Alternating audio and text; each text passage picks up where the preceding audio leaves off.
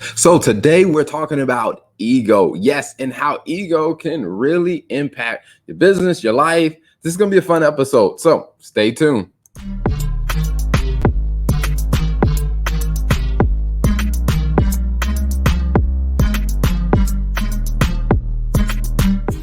Yes, so ego is a very interesting thing. And I'll give you the heads up. I mean, I'm doing this show solo. My wife is taking care of several other things. So I'm doing the show solo and I kind of miss her. So I wanted to wear a shirt that she bought for me because this one definitely ties into that whole concept of ego. And I'll definitely explain how the shirt ties into ego. But to give you a little, I mean, to take a step back and think about this from a context. Most people, when they hear the word ego, we have this preset thought of what we think that word means. And, some people think ego is all bad. Some people think, no, ego is all good. And I was like, you know what? Let me actually look up what does the word ego actually mean. And so let me pull it up. So of course, I'm going to go to Google because everything is on Google. And trust me, you can trust it because it's on the internet. So if I look up the word ego, what is very interesting is the word ego is a person's sense of self-worth and self-importance. So when I think about that simple definition, what I have to say is that, you know what? Ego seems like it's neither good nor bad. But I think what the issue comes down to is that it depends on what's driving the ego. That's the part where things get a little crazy, and that's the part that I want to talk about a little bit more.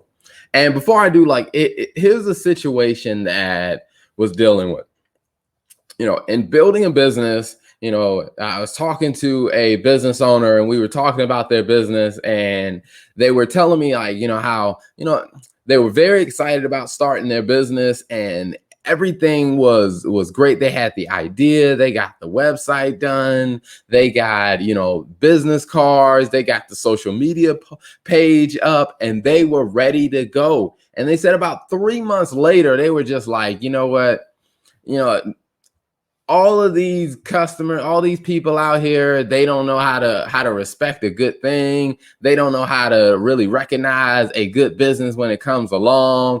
And they were super in their feelings about it. And I was like, yo, what's going on here? And, as we had more conversation, one of the things that I realized was that, his ego had gotten tied to the wrong thing, and it caused a huge issue. I mean, his business was an absolute failure. I'll be honest with you.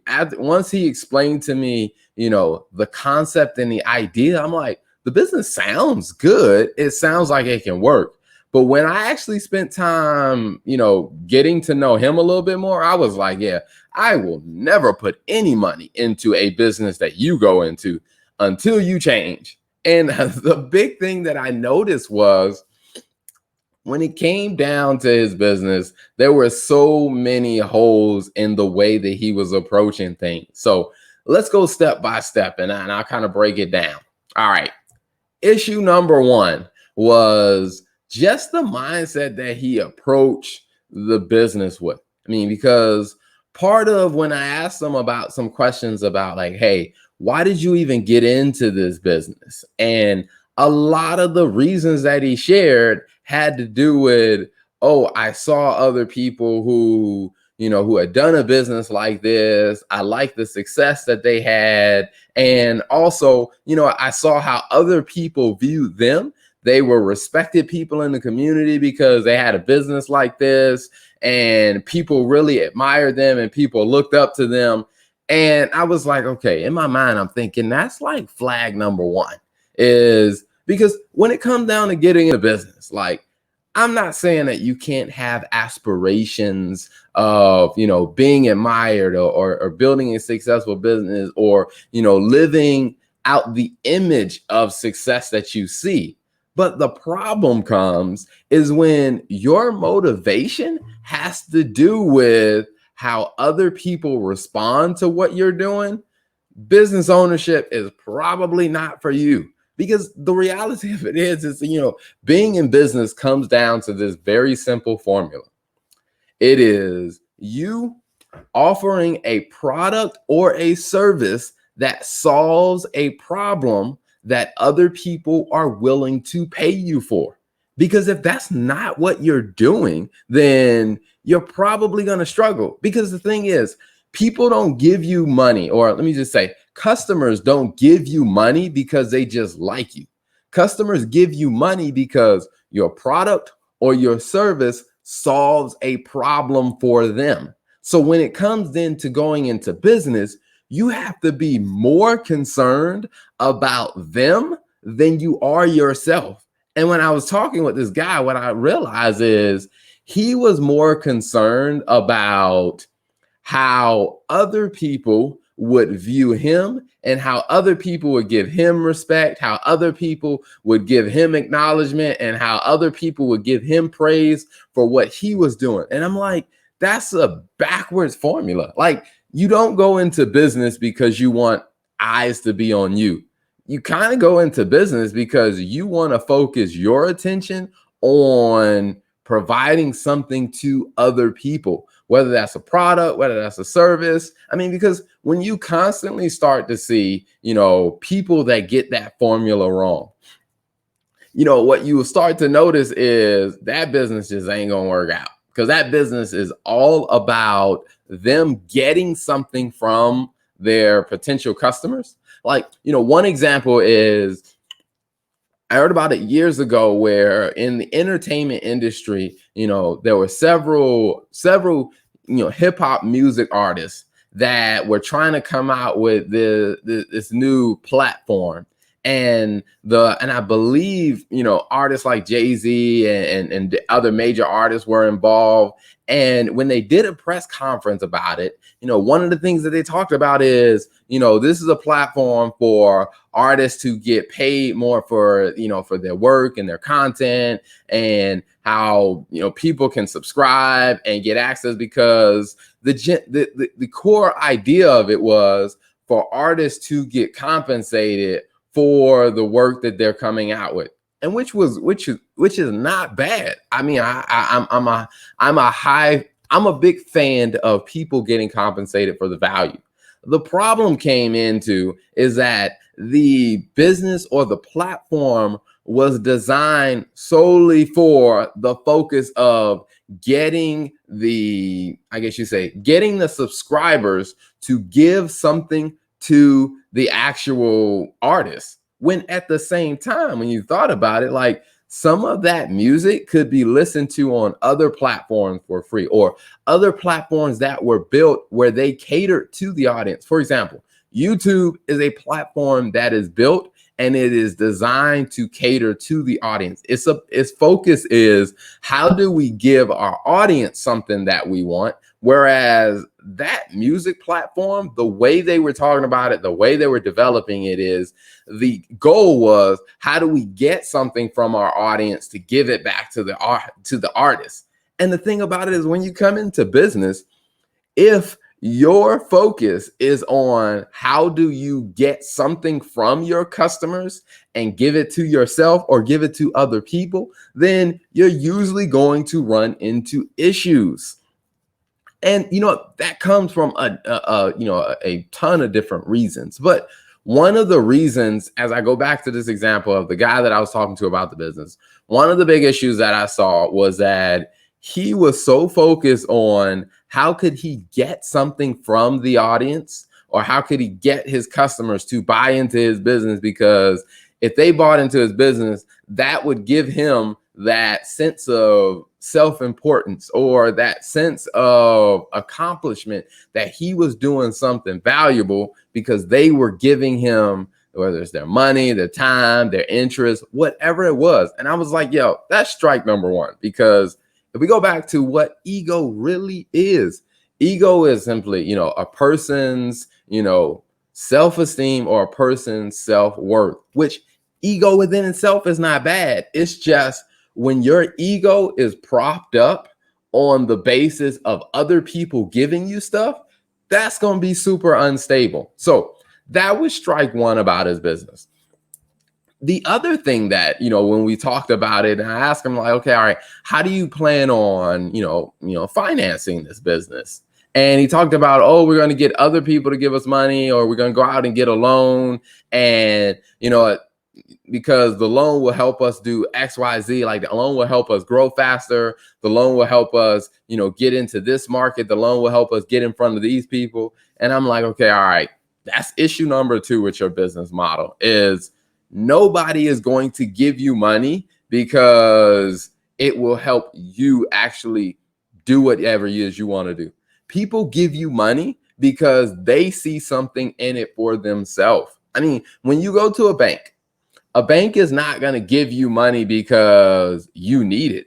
A bank gives you money because they see an opportunity for them to profit from what they're giving you the money for. I mean, it's part of the reason why, like, when you go buy a house, one of the things that the bank usually asks for is they want to see, okay, what's your credit score? They also want to know what's the value of the house. And then they want some assurance that, hey, here's a upfront down payment. Now, part of the reason they want to run your credit score is because they're trying to judge, are you going to be able to pay us back? Because if you can't pay us back, and if you can't pay us the actual payment that we're going to charge you, that means we won't be able to earn the interest and collect the principal from this loan, which means if we can't collect interest, we don't make money. The second one is that, they want to know the value of the property that you're buying. Now, part of that is to protect themselves, to say, hey, in the event that you don't pay, we want to know that there's going to be something that we can take instead of your payment. We can come in and we can take the property, and then hopefully we can sell it and we can get our money back from what we gave you. Because again, they're not in the business of just helping you get a home. They're in the business of running their business and increasing their profits for their shareholders and their owners. And then the third thing, that they're kind of looking at and they want to understand, is, really when it comes down to it, is how will the bank fare in this situation? Because the bank does not want to give you money because it just helps you live whatever dream, or the American dream, or the home ownership dream, whatever it is. The bank wants to know, if we give you this money, will we make money? And also, will our risk be protected? Which is why they ask for the down payment. And because part of that is lowering the risk. Because let's say if your home is worth $500,000, they're not going to give you $500,000. They'll probably say, hey, you need to put 5% down. That way, there's some wiggle room for them, and they're not completely at risk. Because again, their goal, no matter what a bank tells you, their goal is not to provide you with the money that you need to make a home, to buy a home. Their goal is to increase their profits. And if giving you money helps them drive profit for their business, then, hey, your interest, their interest align. And so I went back to that business owner and was like, you know what?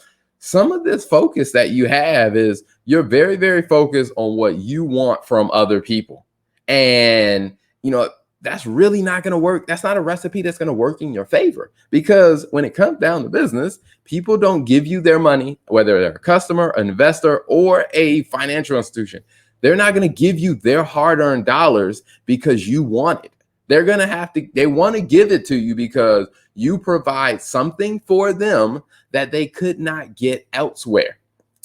And so the third thing that I noted that was a red flag was how much time he spent on the social media and the website. Now, this one was a tricky one, because when I talk to a lot of people who are looking to build a business or start a business, something that they usually get caught up in is spending a ton of time trying to build out, their marketing, their website. Like, hey, we need to have the website nice. The social media has to be on point. And I start to dig a little bit more and ask some questions. And what I realized was he wasn't necessarily building the website because he was trying to make it easier for customers to actually gain access to his product. He was building the website because he wanted to uphold a certain image, because he was like, hey, the people that he saw that were successful, their websites look like this, their websites look like that. And it made them look really, really, really established. And they had different things going on. And I'm just like, that's a huge problem. That is a huge issue, because when it comes down to building a business and it comes down to your website, one of the things that you want to make sure is that, is the website designed in a way that will make it easier for your customers to actually do business with you? I mean, because if that's not your focus, then you're probably going to be building something that doesn't make as much sense. I mean, I always say, step out of your shoes of what you want. Step in the shoes of a customer. Let's say you're a customer, you show up and you're on the website. Ask yourself, how many clicks does it take for you to find what you want? Also, how many clicks does it take for you to actually buy what you want? I mean, when you think about the checkout experience, is it something that's pretty smooth? Now, one company that does an amazing job of this is Amazon. Now, years ago when Amazon first came out or whatever, there were several steps that it took to actually buy something on Amazon. Now, Amazon has this option where you can either add it to your cart or you can buy it immediately. And when you go to buy it, it has your prior bank information or your card information stored in there, which makes the process a lot easier for you. Because again, their focus is not on, hey, what can I get from you? But their focus is on, hey, how do we help you get what you want faster? Because their focus is on you, not on themselves. Now, when talking with this business owner, like I told him, I was like, hey, there's several red flags here. Now, a lot of it all came back to this guy really was building up his self-esteem or his self-worth based on what he was going to get from other people, whether it was the amount of money he was going to get from them in sales, the amount of compliments he was going to get from them for what he was doing. And I'm like, that's a huge red flag. Like, your ego, which ego in itself is not a bad thing, but your ego seems to be based on something that is not in your control. And when you're basing your ego, or I'll substitute ego for, when you're basing your self-worth on something that is not in your control, what tends to happen is you run into issues, because now you got this conflict. Because if your ego or your self-worth is based on the number of people who shop in your store or the number of people who buy your product, you can't make anybody buy your product. So if people decide that they don't want to buy your product, now those people become a threat to your self-worth. And one of the things about human nature is when our self-worth is threatened, we tend to get very aggressive, we tend to get combative, or we tend to withdraw. I mean, it's all sorts of unhealthy things happen when we feel like our self-worth is threatened. Now, I always advise every business owner is to take a step back. Like, let's really look at this honestly. And let's just ask ourselves, what is my self-worth as a business owner really based on? I mean, is my self-worth based on something that I control? Like, is it based on, the confidence that I have in myself to just go do the work? Not necessarily for you to go be successful, but your confidence in, hey, I can go actually execute, because you can control your execution. You can't really directly control like how many people buy your product, or how many publications, newspapers, whatever, how many of them post your a story about you, or how many. You can't control directly how many awards people give you. That's in somebody else's control. But what you can control the amount of effort and the amount of work, the amount of strategic thinking. You can control what you invest into the business. And so one of the things that I always tell business owners is to start thinking about, building your self-worth, not on something somebody else controls, but build it based on something that you do control. Because if you're building your self-worth based on how much how compassionate you are about your customers, you control your level of compassion. Like if you're feeling like today is a down day, then what you need to do is do more of what you control, which will raise your ego or raise your view of your self-worth. And when that happens, you will inevitably start to serve your clients and your customers better. So to wrap up, I created a short list of a couple of things that, because several people are always asking me like, hey, how do I know this is a good business to invest in? Now, outside of really understanding the idea, I think you also want to spend some time understanding who's the owner, who's the people involved. And here are some red flags when I would say, hey, this is the type of owner that has some red flags when it comes down to ego. So the first one is that they're always looking for compliments. I mean, if a person is always looking for compliments from other people, you hear them say things like, oh, you didn't tell me, how my outfit looks, or you didn't tell me how this idea looks and stuff like that. It's like if they're always looking, not necessarily for feedback, because there are some people who are honestly looking for, hey, how does this look? Because if it's messed up, I want to go fix it.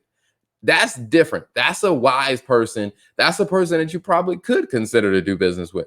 But if the person is always looking for you only to give them positive feedback, that could be a problem. And they're always talking about, the second one is that they're always talking about what other people did and how that made them feel.